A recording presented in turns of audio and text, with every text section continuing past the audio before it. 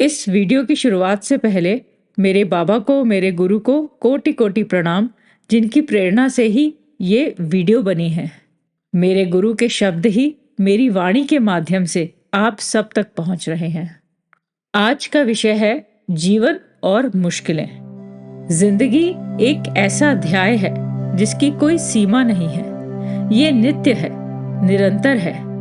आप क्या हासिल करेंगे, क्या आपके साथ होगा, ये सब कुछ निश्चित है सबके लिए। ये जिंदगी का अनोखा अद्भुत ज्ञान आपके लिए महत्व रखता है, खासकर जिंदगी जीने वालों के लिए। जिंदगी कई प्रकार से जी जाती है, बोझ समझकर, खुश होकर, समझौता करके और अपने आप को काबिल बनाकर समाज के आगे पेश करके। जिंदगी का एक ऐसा उदाहरण कि उसकी प्रस्तुति कैसे हो, ये अपने आप में अनोखा प्रश्न है और उत्तर भी इसी में निहित है। आप नित्य प्रति सुबह उठकर जिंदगी का वो अध्याय शुरू करते हैं, कभी तो अनमना, कभी आलस्यमय, कभी प्रमाद में और कभी बहुत खुशी में। ये आप पर निर्भर करता है कि आपको क्या चाहिए, आप क्या चुनेंगे। आपका विहार, आपके जीवन का वो प्रसंग जिसको आपने बाखूबी जिया। आप सर्वश्रेष्ठ कलाकार हैं इस रंगमंच पर, ऐसा रंगमंच जिस पर हर कोई अपनी भूमिका अदा करता है, कभी तो बेटी बनकर, कभी वधू के रूप में, कभी बहन के रूप में, तो कभी माँ के रूप में।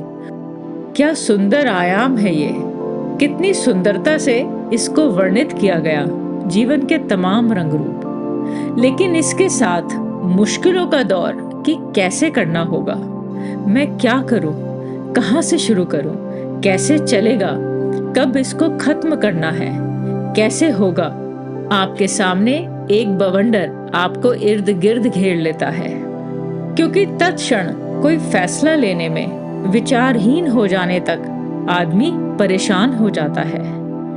विवेक से काम लेने पर, धैर्य रखने पर जीवन गुदगुदाता है, सोचता है, सवाल करता है, क्या हुआ, कैसे हुआ, क्यों हुआ, कब हुआ, ये जब हुआ, ये तब हुआ कि निरंतर परिधि में घूमता रहता है।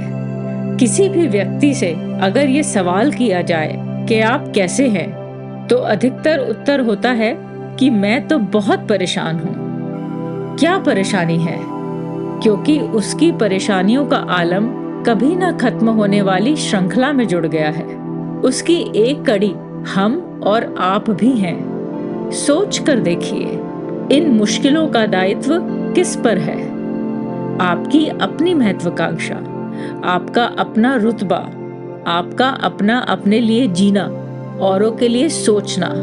अनुकूल और प्रतिकूल दोनों ही दिशाओं में काम किया जाता है।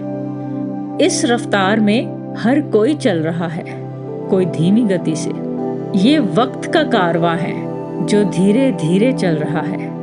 कुछ बिछुड़ गए, कुछ चल दिए, कुछ बीच में ही गायब हो गए, कुछ रोते हुए, कुछ हंसते हुए, कोई अधूरा रह गया।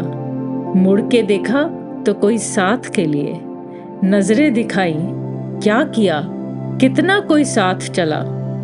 ये भी अपने आप में एक ऐसा विषय है कि इस दुनिया में कोई किसी के साथ तब तक है जब तक उसका कोई मतलब है, क्योंकि सांसारिक व्यवस्था इस तरह की प्राणी मात्र ने स्वयं निर्मित की है।